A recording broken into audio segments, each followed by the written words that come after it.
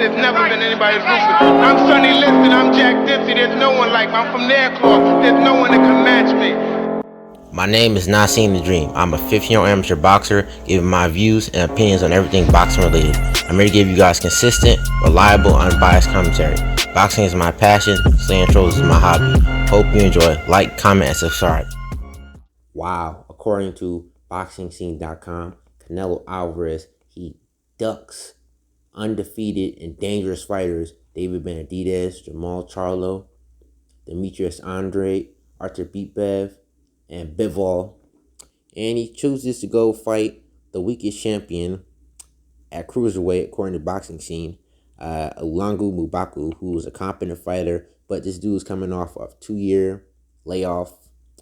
He hasn't fought nobody of any notable name, with the exception of Tony Bellew, and he got knocked out by Tony Bellew. And Tony Bellew, is a good fighter, but let's be honest, he's not a power puncher, and he was a light heavyweight coming up to cruiserweight. The cruiserweight division has not been that good ever since Alexander Usyk left. You can clearly tell it's been a quality dip. The best fighters in that division are Lawrence Okole and Marius Briedis, and it's crazy that once again Canelo Alvarez, when he goes to a dangerous division, he chooses to fight the most weakest and fighters that nobody knows about. Fighters that are easy wins on Canelo Alvarez's name, and they look good on paper. He's fighting this dude who mainly fights in Congo and has had no really separate fights besides Tony Bellew fight. Like I said, he got knocked out in that fight.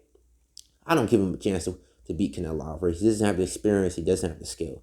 It's crazy that Canelo Alvarez will not fight the three main fighters that he's been ducking, which is Jermall Charlo, Demetrius Andre, and Benavidez. Benavidez has been calling out Canelo Alvarez ever since he came to the 168-pound division. Canelo Alvarez came to the 168-pound division only when Benavidez lost his belt. Then he collected the belts from all the other weak champions with the exception of Caliplant. And we all know in the Caliplant he struggled immensely before knocking Caliplant out. I think ever since the Caliplant fight, man, Canelo, I thought he was going to look into his heart and soul and finally fight Jermall Charlo, Benavidez, but he struggled in that fight. He looked bad for a large majority of that fight. And now it seems like he doesn't want to go through that trouble of fighting dangerous fighters again. This is what Canelo Alvarez typically does. He fights a dangerous opposition every once in a while, but for most time he fights overrated fighters, unknown fighters, and washed fighters. He's made a career out of doing this. If you look at Canelo Alvarez's first 32 opponents, they were all mostly unknown bums in Mexico. Then you go a little further down, you see that he's fought Austin Trout, Gennady Golovkin, Floyd Mayweather, Isidore Lara, Daniel Jacobs, Caliplant, Billy Joe Saunders, and a couple other fighters, but that's really it. He's fought a lot of welterweights like Dosita Lopez, Amir Khan, Matthew Haddon, washed fighters such as Sergey Kovalev, Carlos Badomir, and Shane Mosley, all fighters that are past their prime and were battle-worn from fights.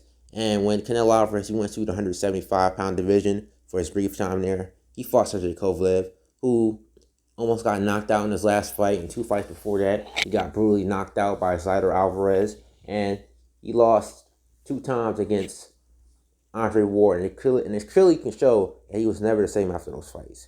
So, Canelo, he's a disgrace and a fraud to the sport of boxing. I'm getting tired of cherry picking, man. I really wanted to see him against Jermall Charlo or Demetrius Andre or Benavidez because those are all very good fights. They all have different styles, which can give Canelo Alvarez problems in the ring. But as usual, Canelo Alvarez chooses to go the easy route and fight unknown fighters and bum after bum after bum. And, Canelo, we all know what happens when Canelo fights dangerous fighters. He struggles. He looks bad. He doesn't look invincible. He only looks invincible when he's fighting European bums like Liam Smith, Rocky Fielding, Matthew Haddon, Callum Smith, and Billy Joe Saunders. It's absolutely ridiculous what Canelo Alvarez does. Man, I think it's time for Jermall Charlo and Benavidez to fight. Jermall Charlo, he's been calling him out, but he has stepped up to his word. And, it's time for him to do it. I think they can fight at catch weight at 164 pounds since Canelo Alvarez will now be going up 2 weight classes just to duck them. That's a good fight. Both are very good fighters. Jermall Charlo is a very skilled boxer. He has fought Julian Williams, and a couple other good fighters. David Benavidez, the most notable fight was Anthony Durrell. David Benavidez, he's a come-forward fighter. He throws a lot of punches. He has very good punch selection.